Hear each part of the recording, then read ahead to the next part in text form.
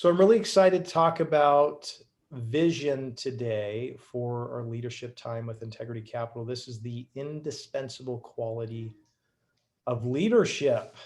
It's a very big deal. So vision, according to Bill Hybels, is a picture of the future that produces passion. So think about that for a minute. So vision is a picture of the future, something in the future that produces passion. There's no such thing as an emotionless vision. So why do you as a leader need to be able to see things? There's three different elements that we'll unpack here a little bit. What you can see determines what you can be. It's the first piece of it. You see only what you are prepared to see. Okay, so that's time. And then what you see is what you get. This is all about aim. So how did he see this before making it? This is David, the sculpture and the carving, which if you think about it, you have this big block of stone. And so how did, Michelangelo go through this process of being able, he had to see something before he could make it. It was just a block of stone. And here he was, which is brilliant to just carve out the details, the specifics, but all of this was in his mind's eye before it actually came to fruition. He had to literally paint a picture. He had to see something in the future. He had to sculpt it in his mind and his heart. And there was a lot of passion behind getting into the particulars and the details and the refinement, which is just unbelievable to see, especially back then, of how much it took to get to that particular thing. A lot of blood, sweat, and tears, but he had to see it in his mind's eye. There had to be something that drove him. The second element is really what I call preparation comes from time plus trouble. So preparation comes from time plus trouble. So when you look at a preparation for a vision and being able to have the kind of sight that you need, this takes time.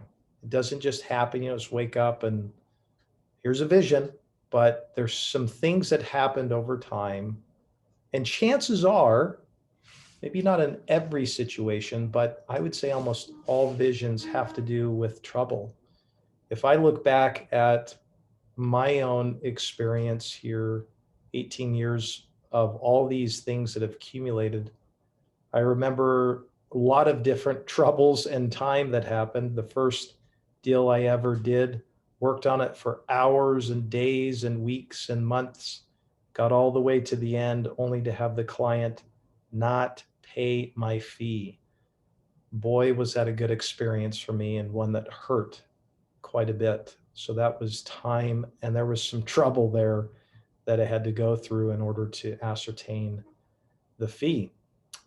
I can think of countless deals that went south, things that went off the rails, people that went off the rails, that I can remember of the time and the trouble that I had to endure. Lenders, I know this is a shocker, that didn't follow through and do what they were supposed to do in order for us to get over the finish line. There was a lot of time involved in that, and there was a lot of trouble. This is where we came up with backup lenders through that particular trouble.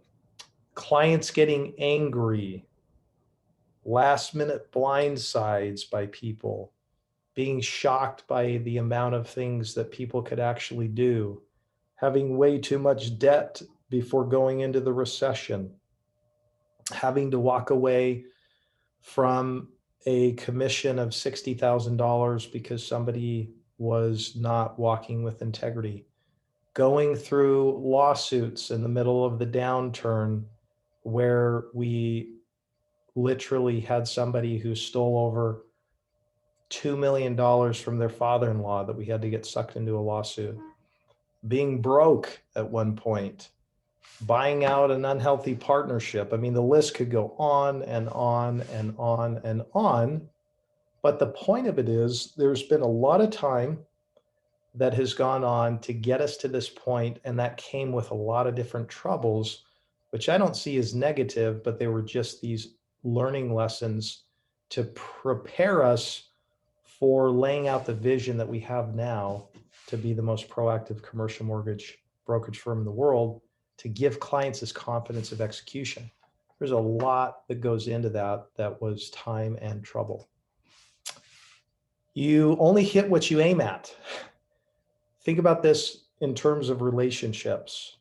And I've been on both sides of the coin. I want to be happy versus if I say I want to be holy. Big difference. Do I want to just focus on having a purely happy life, or is it one where I want to grow in holiness?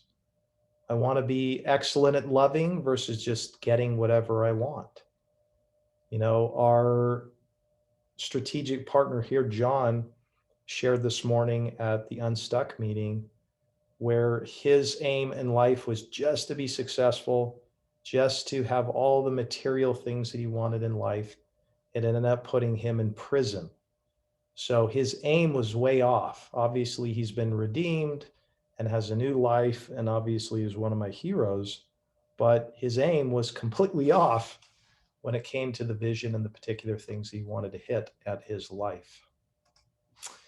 So all leaders have one thing in common. They have to see more and before. So see more and before. But what do we mean by this? And I'm going to actually play a little video for us when I'm going to swap this here, because I think it's going to be fairly inspirational for us to watch. So why don't you take a step back and listen.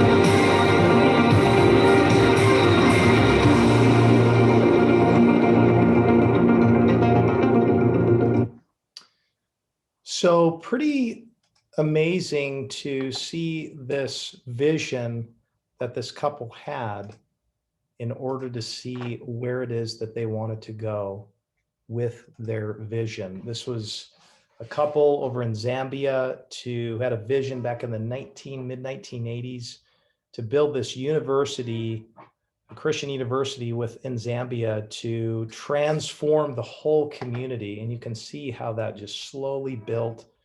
I went to a fundraiser the other night to watch this, and I was so moved by their passion and their vision, which they had to see more. And before it all happened, they had to lay it out in their mind and their heart to lay out this vision to transform lives, which ultimately would transform the community of Zambia. So the question is how to increase your more and before. That's the question we ask. Well, there's some steps here. You have to know, develop, spend, ask, and grow.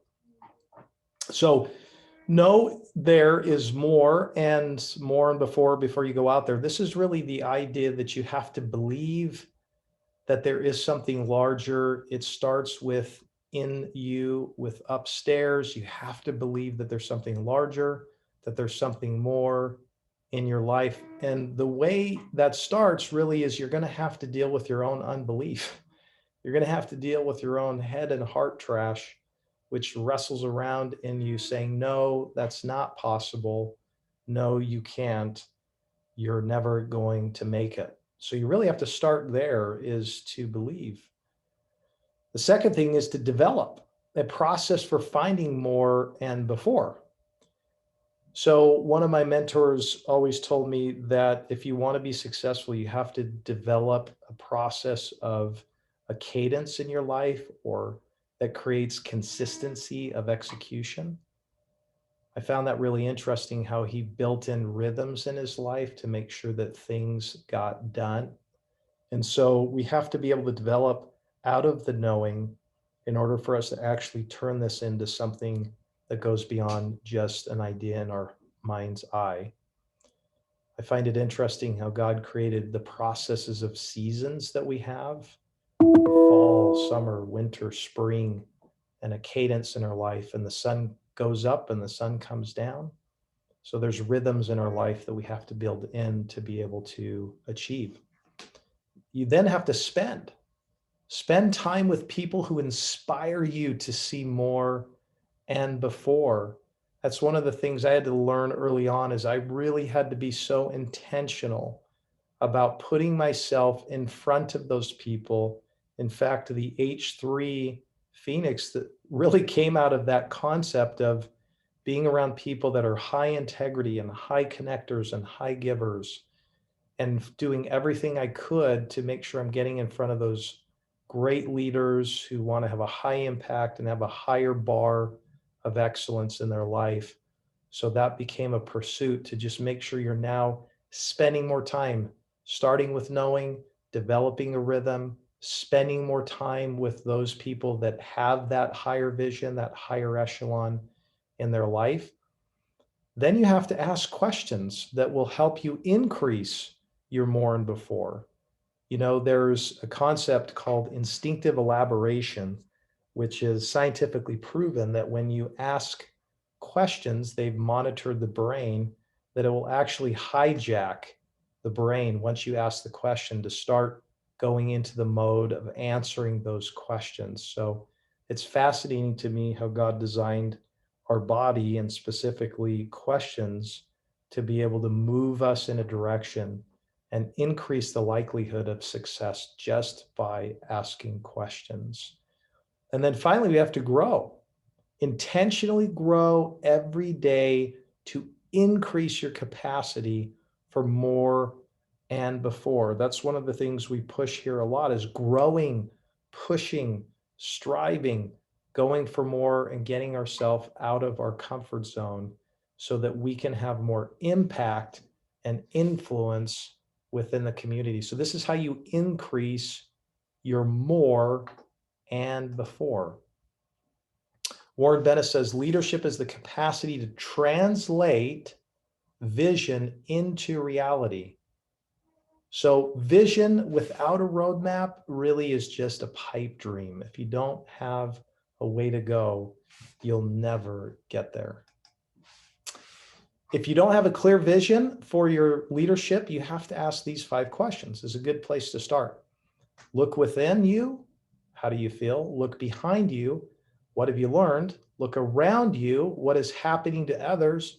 Look above you. What does God expect of you? And look ahead of you. What is the big picture? The first one is what's burning inside of you that moves you. Each one of us individually has something that moves us, inspires us. We want to try to identify what is going on in your own soul. The second one is, what failures have you had that propels this movement by looking behind? I shared those a little earlier of all the failures that I had that ended up being the culmination of the vision we have today. So it's a great way to say, what is it that propels the movement towards that vision that I'm designing? The third is, what is going on that is a consistent frustration? This is looking around to see where are the frustrations in our life. The reason Unstuck came about was really we started realizing there was a lot of frustration within the community with a lack of knowledge. So we came up with the concept of Unstuck, with speakers coming in to help people unwind their personal and professional problems. The fourth is just to look above. What does God want you to do? That's the real question we want to answer, is not just what do I want, but what does God want for my life? What does he want ultimately that trumps over mine and is better? And then the fifth one is, what is the big picture that has impact ultimately when all is said and done? When I get done at the end of this vision, what is it that's going to happen? You look at the Microsoft industry, his vision was to have a computer in every single home. So there's an impact that came with that. So painting a picture of your vision. I love this picture of our happy guy. If the vision isn't clear, then the fog in your mind will eventually become a fog in your organization. Think about when you're driving and there's fog all over and in front of you. All that comes is a lack of confidence, a lack of clarity, and obviously a lack of direction where you're headed. So you've shown them the horizon once you see everything, and then how far your vision can take somebody. Now you have to paint. And what's the picture that you want to paint? Well, here's a couple of concepts to cling on to. The sun. This represents the hope of your vision when you think about it. We look at our vision, we say, at the end of this, what do we want people to feel?